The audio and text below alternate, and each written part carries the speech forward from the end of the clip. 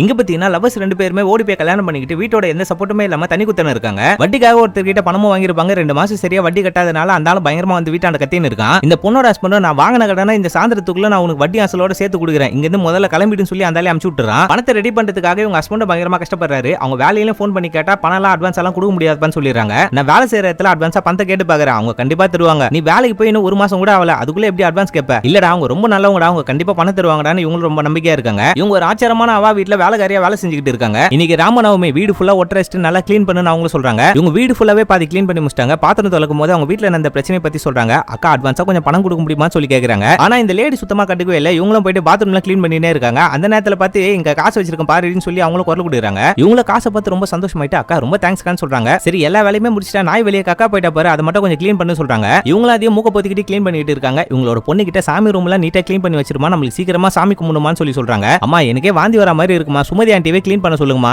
அதிக பிரசங்கி, நான் சொல்ற வேலையை மட்டும் நீ ஒழுங்கா பண்ணு, சீக்கிரமா நீ வேலையை முடிச்சினா நம்ம 2 பேருமே சீக்கிரமா சாப்பிடலாம், அதனால தான் உனக்கு வாமிட் வர மாதிரி இருக்கு புரியுதா? இவங்களும் எல்லா வேலையும் முடிச்சதுக்கு அப்புறம் வீட்டு கிளம்புறேன்னு சொல்றாங்க. இவங்களும் ஓகே சொல்லிடுறாங்க. கொஞ்ச நேரத்துல உங்களோட நாய் கிச்சனுக்குள்ள வருது. உங்களோட பொண்ணு கிட்ட நாயை கூட்டு போடி கிச்சனுக்குள்ள வருதுன்னு சொல்லி கத்துறாங்க. என்னடி நான் பண்ணு குரல் குத்திட்டே இருக்கேன், நீ நாடி கண்டுக்காம இருக்கிறேன்னு சொல்லி இவங்களும் சாமி ரூம் பக்கம் வந்து பார்த்தா வேலைக்காரி சாமி சிலையெல்லாம் தொச்சிட்டு இருக்காங்க. உன்னை யார் இங்க வரசோன்னா நீ முதல்ல வெளியே வான்னு சொல்லி இவங்களும் சொல்றாங்க. இல்லக்கா பாப்பாக்கு தான் வாமிட் வர மாதிரி இருக்குன்னு சொன்னா அதனால தான் இந்த வேலையை என்ன செய்ய வச்சா, உங்க பொண்ணை கூப்பிட்டு பொல்லின்னு ஒரு அரை விட்டு நீ இந்த மாதிரி வேலை பண்ணுகிற வேலை வச்சுக்காத, எனக்கு டபுள் வேலையை வச்சிட்ட பாத்தியான்னு சொல்லி இவங்களும் பயங்கரமா திட்டிட்டு போறாங்க. அவங்க பொண்ணு ஹால்லேயே வாந்தி எடுத்துருவாங்க. சுமதி இங்க வா, இந்த வாந்தி வந்து கிளீன் பண்ணு சொல்றாங்க. இவங்களும் வாந்தியை கிளீன் பண்ணிட்டு வெளியே வந்தா இந்த லேடி அவங்க ஹஸ்பண்ட் கிட்ட இந்த விஷயத்தை பத்தி சொல்லிருக்காங்க. அவங்க ஹஸ்பண்டும் என்னடி நல்ல நாள்ல போயிட்டு இந்த மாதிரி தீட்டாக்கிட்டேன்னு சொல்லி ரொம்ப திட்டுறாரு. அண்ணா நீங்க எதுவும் கவலைப்படாதீங்கன்னா நான் தீட்டெல்லாம் கழிச்சிடறான்னு சொல்லி இவங்களும் சொல்றாங்க. நான் எதனா தப்பா பேசினா மன்னிச்சிடுங்கக்கா, நான் உன்னை வாந்தியை கிளீன் பண்ண சொன்னேன் பண்ணிட்டியா? பண்ணிட்டேன்க்கா, இதுக்கப்புறம் வீட்டை கிளீன் பண்றது, பாத்ரூம் கிளீன் பண்றது, நாய் கக்கா போயிடுச்சுன்னா கிளீன் பண்றது, இந்த மாதிரி வேலையை மட்டும் நீ பாரு, நான் சொல்லாத வேலையெல்லாம் நீ செய்யவே கூடாது புரியுதான்னு சொல்லிட்டு அவங்களும் அங்கிருந்து கிளம்பிடுறாங்க. இவங்க இப்படி சொன்னதுமே சுமதிக்கு ரொம்ப மனசொஞ்சு போயிடுது. அந்த வாந்தி திட்டம் அங்கேயே கீழே போட்டுறாங்க. அவங்க கொடுத்த காசை அவங்க வீட்லயே வச்சுட்டு எதுவுமே சொல்லிக்காம நீ வேணா உன் வேலையை வேணான்ற மாதிரி அந்த வீட்டை விட்டு கிளம்பிடுறாங்க.